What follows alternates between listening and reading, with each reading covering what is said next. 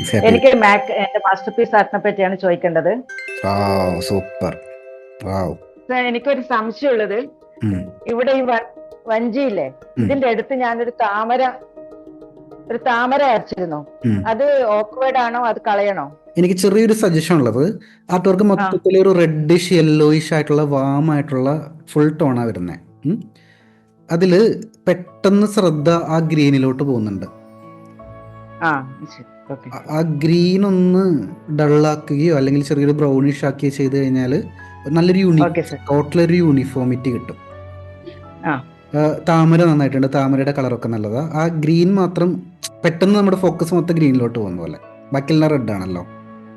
എനിക്ക് ചോദിക്കാനുള്ളത്, അപ്പൊ ആ ഗ്രീനിന്റെ മേലെ ഞാൻ വൈറ്റ് അപ്ലൈ ചെയ്താ പോരെ? മതി.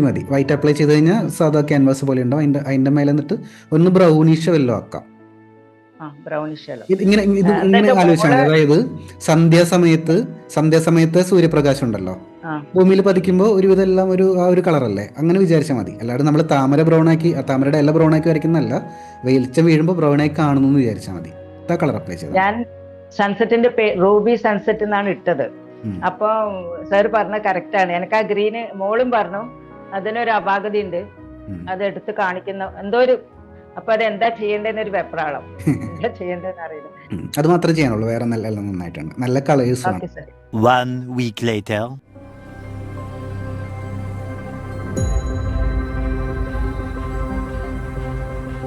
വീട്ടിലിരുന്നു കൊണ്ട് തന്നെ ചിത്രകല പഠിച്ച് നല്ല ചിത്രങ്ങൾ വരയ്ക്കണമെന്ന് ആഗ്രഹമുള്ളവർക്ക് നമ്മുടെ ഓൺലൈൻ ആർട്ട് ക്ലാസ്സിന്റെ കൂടുതൽ വിവരങ്ങൾ അറിയാനായിട്ട് താഴെ ആർട്ട് ക്ലാസ് എന്നൊന്ന് കമന്റ് ചെയ്തോളൂ. അതിനുശേഷം നിങ്ങളുടെ ഇൻബോക്സിലോട്ട് നിങ്ങൾക്ക് യോജിച്ച കോഴ്സ് സെലക്ട് ചെയ്യാനുള്ള നെക്സ്റ്റ് സ്റ്റെപ്സ് ഞാൻ അയക്കുന്നുണ്ടായിരിക്കും. സോ ആ സ്റ്റെപ്പ് ഫോളോ ചെയ്യുക, എന്നിട്ട് ക്ലാസ്സിലോട്ട് ജോയിൻ ചെയ്യുക.